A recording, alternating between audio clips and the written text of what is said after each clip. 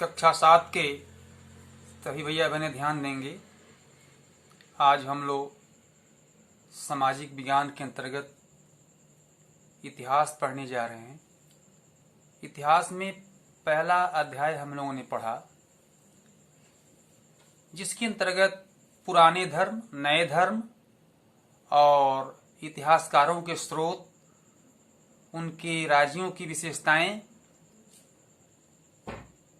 इन तथ्यों को अध्ययन किया। आज हम लोग दूसरे अध्याय में नए राजा और उनके राज्य यानी भारतीय उपमहाद्वीप में, हमारे भारतवर्ष में ये 7वीं शताब्दी के बाद जो नए राजा हुए वो कौन कौन से हुए, उनके राज्य कहाँ कहाँ था, जैसे चोल, पांड्य, राष्ट्रकूट और प्रतिहार। ये अपने अपने क्षेत्र में किन किन कालखंडों में इनका शासन रहा और इनके द्वारा अपने अपने प्रांत में किस प्रकार के कर व्यवस्था थे, लगान किस प्रकार के लोगों से कैसे लिया जाता था और कैसे उनका उपयोग किस रूप में राज्य के माध्यम से वे लोग करते थे, यह हम लोग पढ़ेंगे। इसके बाद हम ये भी देखेंगे कि हमारे इस भारत पर विदेशी शासकों का कैसे आधिपत्य रहा, कब कब किन शासकों ने हमारे भारत पर आक्रमण किया, उसका एक छोटा सा झलक भी इस पाठ में हम पढ़ेंगे। जैसे अफगान का एक स्थान गजनी है, वहाँ का ये मोहम्मद गोरी, ये जो है किस प्रकार से हमारे भारत पर आक्रमण किया और हमारे धार्मिक स्थलों को कैसे क्षत पहुंचाया, किस प्रकार से वह हमारे मानदंडों को उपहासित किया। ऐसे वह गजनी का सुल्तान जो महमूद था, वह किस प्रकार से अपने शासन काल में हमारे भारत को नुकसान पहुंचाया। जैसे सोमनाथ का मंदिर, इस मंदिर को उसने लूटा और लूट करके तमाम धन अपने देश को ले गया। इस प्रकार से कैसे शासकों का वर्चस्व हमारे भारत पर रहा और उनका निगाह मंदिरों पर, खजानों पर कैसे एक अच्छे रूप में उनके लिए साबित हुआ और वे सफल हुए, इसका एक छोटा सा विचार इसमें हम देखेंगे। अपने जो भारत का राज्य, जिसमें पृथ्वीराज चौहान कैसे विदेशी शासकों को हराया था, इस प्रकार के तरह तरह के हम विचार इसमें देखेंगे। इस प्रकार से हम अपने मन को उजागरित करेंगे, ठीक से हम सेंट्रलाइज करेंगे, सुनेंगे, ध्यान केंद्रित करेंगे, तब हम इसको पढ़ेंगे और पढ़ने में रुचि भी लेंगे। इस प्रकार से हम देखते हैं इस पाठ में नए राजा और उनकी राज्य। भैया बहनों, भारत में उपमहाद्वीप शब्द आता है।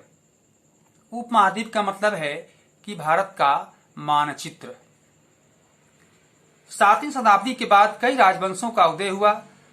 जैसे हमारे भारत में गुर्जर, प्रतिहार, राष्ट्रकूट, पाल, चोल और चाहमानो माने चौहान, ये राजाओं का उदय हुआ। और जैसे आप नक्शा में देखते हैं, ये परमार हैं, ये राष्ट्रकूट हैं, ये चोल है, ये चेर है, ये पांड्य है, ये कलिंग है, ये तमाम प्रकार के गुर्जर हैं, प्रतिहार वंश, परमार वंश, चंदेल, ये उदय हुए और अपने अपने राज्य में एक विशेष प्रकार के कर के द्वारा अपने राज्य को संभालने में सफल हुए। इस तरह से हम ये जो आपका ये नक्शा है, इसमें भैया बहनों कुछ राष्ट्रकूटों और कुछ तथ्यों को भरने के लिए गृह कार्य में आपको दिया गया है, इसलिए विशेष ध्यान देंगे। हम देखते हैं कि 7वीं शताब्दी से लेकर के 12वीं के बीच शासन काल के प्रमुख राजवंशों को कैसे कैसे अपने क्षेत्रों में सफलता मिली और कैसे कैसे नए विचारों को उन्होंने प्रदान किया। इस प्रकार से नए राजवंशों का उदय, नए राजवंशों का उदय।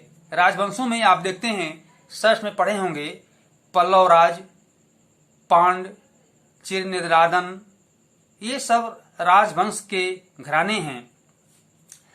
उपमहाद्वीप के विभिन्न भागों में बड़े भूस्वामी और योद्धा सरदार अस्तित्व में आए और उन लोगों ने अपने अपने राज्य क्षेत्र में अपने अपने एक विचार से लगान और कर सामंतों को अपने आप में एक उपकृत विचारों से अवगत कराए। इस तरह का एक उदाहरण दक्कन में राष्ट्रकूटों का जब शुरुआत हुआ तो कर्नाटक के चालुक्य राजाओं के अधीनस्थ और 8वीं सदी के मध्य में एक राष्ट्रकूट प्रधान द्वंती दुर्ग ने अपने चालुक्य स्वामी की अधीनता से इनकार कर दिया, उसे हराया और हिरण्यगर्भ शाब्दिक अर्थ जैसे सोने का गर्भ नामक एक अनुष्ठान किया। जब यह अनुष्ठान ब्राह्मणों की सहायता से संपन्न किया और जब यह माना जाता था कि उससे याचक जन्मना क्षत्रिय न होते हुए भी क्षत्रिय के रूप में दोबारा क्षत्रित्व प्राप्त कर लेगा। अर्थात हम ये देखते हैं कि इस कालखंडों में अपने अपने अनुष्ठान के रूप में लोग धार्मिक कृत्य करते थे और वे राजा उस अनुष्ठान में उनको पूर्ण योगदान करता था। परंतु कुछ ऐसे अंचल में ऐसे लोग होते थे जो उनसे कुछ सहायता न लेकर के अपने बलबूते का प्रयोग करके और अनुष्ठान को करते थे।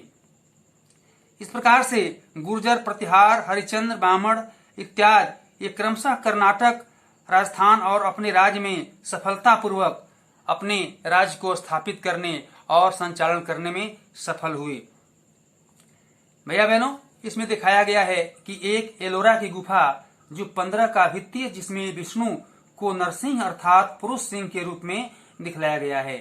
एक हम भगवान के अवतार जो नरसिंहा अवतार कुछ भैया बहने सुने होंगे, जो विष्णु का अवतार जो है, प्रभु का अवतार एक जो है मानव रूप में, जो ये नरसिंहा अवतार भी एक प्रभु का माना जाता है, जो इसमें एलोरा गुफा के रूप में इसको दर्शाया गया है। ये हमारे एक भगवान का अवतार है जिसको हम नरसिंहा अवतार कहते हैं। राज्यों में प्रशासन, हमारे जो भारत में राज्य थे उसमें जैसे आज भी हमारे भारत में जो प्रांत हैं, जैसे कर्नाटक है, उत्तर प्रदेश है, इसके मुख्यमंत्री कौन है, कर्नाटक के मुख्यमंत्री कौन है, दिल्ली के मुख्यमंत्री कौन है, मध्य प्रदेश के इत्यादि, बंगाल, कलिंग, ऐसे जो हमारा अभी प्रांत है, ठीक उस प्रकार से प्रांत सीमित थे और उनके भी राज्य में वो राजा होते थे जिनको हम उपाधि राजा के नाम से जानते थे। वे कभी कभी राजाओं के राजा अर्थात महाधिराजा, राजाओं के राजा महाधिराजा कहते थे। इस प्रकार से हम त्रिभुवन चक्रवर्ती, 3 भुवनों का स्वामी, जैसे 3 लोक के जो क्षेत्र होता था उसके स्वामी को त्रिभुवन स्वामी कहते थे। इस प्रकार से जैसे हमारे अयोध्या जो हमारे जो प्रांत है, जो अवध प्रांत है, उसके हमारे ये जो राजा रामचंद्र का क्षेत्र है उसमें भी हम उसको, जिसको हम कौशल प्रांत कहते हैं, वहां उनका राज्य क्षेत्र था। इस प्रकार के सामंतवादी और व्यापारी वर्ग, ब्राह्मणों के संगठन और एक ऐसे ग्रुप जो राजा के साथ उनके शासन क्षेत्र में उनके साथ कदम से कदम मिला करके उनकी सहायता करते थे और उन्हें अच्छे विचार के द्वारा शासन में सहयोग करते थे। इस प्रकार से राज्यों में उत्पादकों और अर्थात किसानों, पशुपालकों, कारीगरों से संसाधन इकट्ठे किए जाते थे। इनको अक्सर अपने उत्पादों का एक हिस्सा त्यागने के लिए कहा जाता था। भैया बहनों, आज भी देहातों में, गांवों में जो किसान है वो अपने किसानी के अंतर्गत जो पैदा करते हैं उसको अन्न के रूप में नहीं देते हैं, परंतु एक ऐसे लगान जो सरकार को टैक्स के रूप में देते हैं, जो अमीन कहते हैं, वो अमीन साल के अंत में आता है और घर घर से पैसे के रूप में रसीद काटता है और उसे लगान देता है, लेता है और वो जाकर के तहसील में जमा करता है। ठीक उस समय पुराने जमाने में जो 7वीं शताब्दी की बात है, उसमें राजा अपने पैदावार के एक चौथे भाग को वे लगान कर के रूप में लेते थे, जिसको भूस्वामी होने का दावा करता था। अर्थात जो भूस्वामी होते थे, जो भूमि जोतते थे, बोते थे, उनसे कर के रूप में वो अनाज या पैसे लेते थे। ऐसा नहीं, जो व्यापारी वर्ग थे, जो व्यापार करते थे, उनसे भी व्यापार का एक चौथाई भाग कर के रूप में राजा लेते थे। इस प्रकार से तमिलनाडु में शासन करने वाले चोल वंश, आपने शास्त्र में पढ़ा होगा, चोल, चालुक्य, राष्ट्रकूट, ये सभी शास्त्र में पढ़ाया जा चुका है। ये इनका शासन तमिलनाडु में था। ये वहां जो है, वहां के भूस्वामी जो है लगभग 400 से ज्यादा सूचक शब्द के द्वारा अर्थात मिलते हैं, जिसके वो अपने शासन काल के द्वारा अपने पारंपरिक संपत्ति का और जो उनके पास जो अधिक धन हो उनसे भी पता करके और कुछ ना कुछ धन लिया करते थे। इस प्रकार से हम देखते हैं कि संसाधन उन युद्धों को लड़ने में भी इस्तेमाल होते थे, जिनसे ये बड़े बड़े राजा महाराजा अपने अपने क्षेत्र में जो धन लेते थे उसका खर्च लड़ाई, युद्ध और अन्य क्षेत्रों में मंदिर निर्माण इत्यादि में लगाते थे। राजस्व वसूली के लिए पदाधिकारियों की नियुक्ति समांतर प्रभावशाली परिवारों के बीच से ही की जाती थी। अब देखिए, ये कर को वसूलने के लिए एक अच्छे परिवार के लोगों को नियुक्ति किया जाता था। अब तो इसका एक वांट निकलता है, लेखपाल की भर्ती, अमीन की भर्ती। ऐसे लोग सरकारी तंत्र के तहत ये परीक्षा देते हैं और पास होते हैं। इसके बाद वो उसमें लगान कर वसूलने के लिए वो नियुक्त होते हैं और लेखपाल जमीनों का कागजात जो लेखागारों में रखता है उसके लिए नियुक्त होता है। लेकिन पहले क्या था? पहले था कि एक अच्छे परिवार के लोग जो कर वसूल सके, थोड़ा सा पढ़ाई लिखाई की बात जानता हो, उसको नियुक्त करते थे राजा।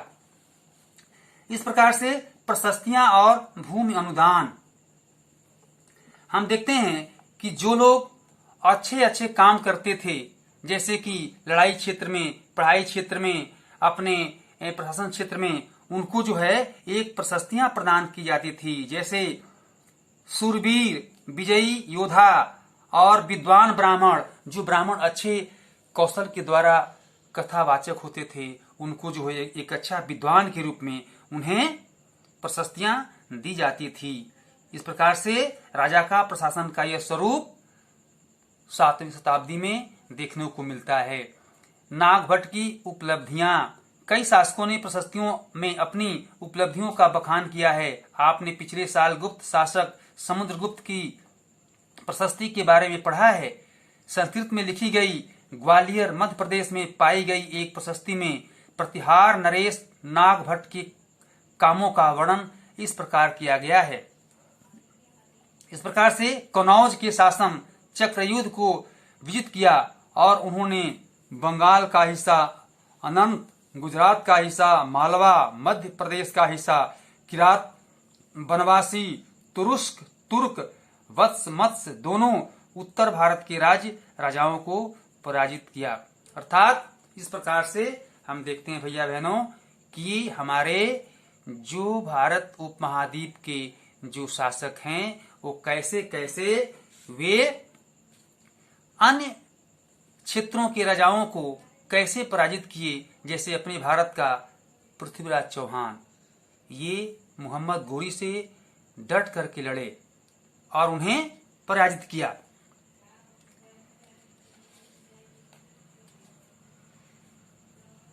आगे हम देखते हैं भैया बहनों, जिनके पास पुस्तक होगा वो मुख्य हेडिंग के अंतर्गत जो बातें बताई जा रही हैं उसको देखेंगे, और जिनके पास नहीं होगा तो आप मोबाइल खोले हैं उनमें भी पुस्तक लोड है, उसको आप देखेंगे, और जिनके पास नहीं है वो कृपया सुनेंगे और समझेंगे। आगे आते हैं, भूमि के साथ क्या क्या दिया जाता था। अब ये देखते हैं कि भूमि के साथ उन क्षेत्रों के राजाओं ने अपने अपने लोगों को मिट्टी की मेड़ बनाकर, साथ ही कांटेदार झाड़ियां लगाकर भूमि की सीमाओं को चिन्हित कर दिया गया। इस भूमि पर ये चीजें जैसे फलदार वृक्ष, पानी, भूमि, बगीचे और फलोद्यान, पेड़, कुएं, खुली जगह, चारागाह, एक गांव, बावी, चबूतरें, नहरें, खाइयां, नदियां, दलदली जमीनें, हौज, अनानागार, मछलियों के तालाब, मधुमक्खियों के छत्ते और गहरी झीलें,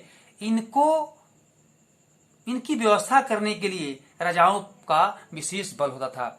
इस क्षेत्र को वे पहले घिरवा दिया करते थे। आजकल देखते हैं भैया बहनों, जो लोग बाग बागवानी लगाते हैं अपने पैसे से उसको चहरदीवारी घिराते हैं या कटीले तार से घिरवाते हैं, लेकिन पहले राजाओं का इस पर बहुत आधिपत्य था और वे लोग इस काम को स्वयं करवाते थे।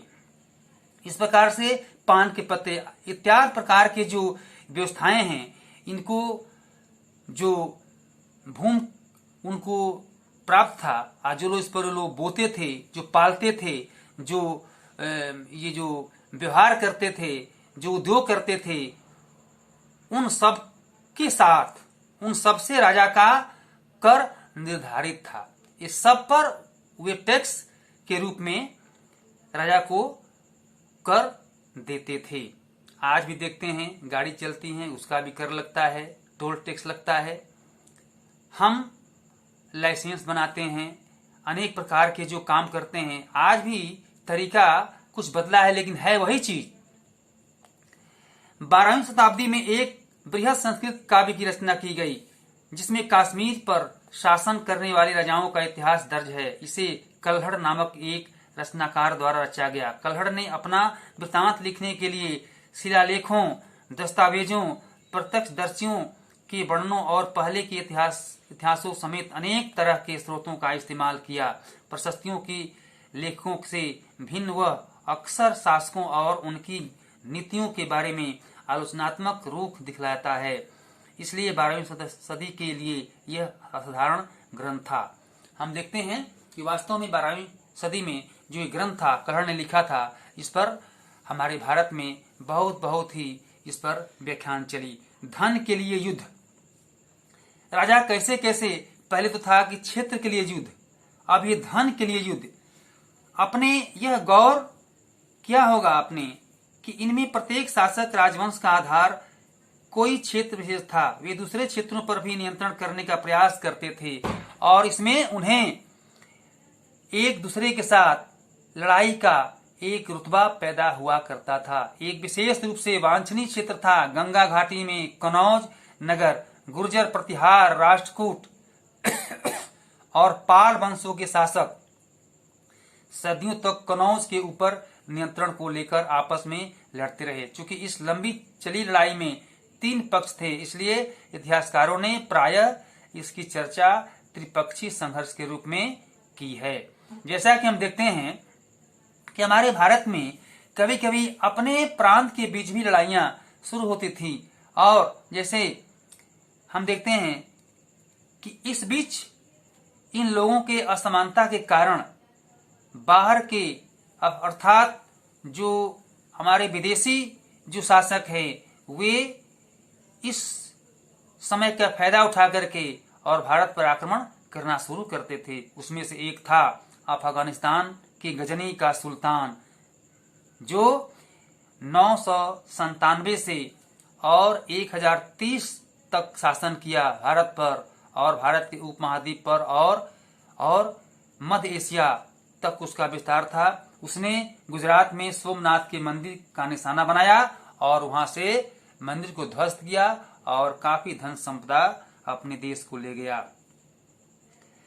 सुल्तान महमूद अपने द्वारा जीते गए लोगों के बारे में भी कई बातें जानना चाहता था और उसने अल बेरूनी नामक एक विद्वान को इस उपमहाद्वीप का लेखा जोखा लिखने का काम सौंपा।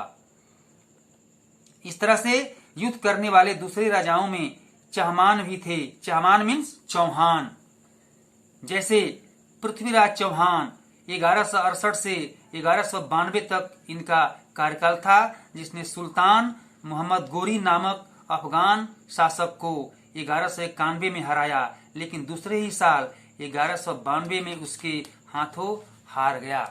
इस प्रकार से सुल्तान को हम देखते हैं कि वो कैसे अपने राज्यों के विस्तार के द्वारा एक दूसरे शासक से लड़ा और कैसे वो पराजित हुआ, परंतु इसके पहले वो कैसे उनको हराया था।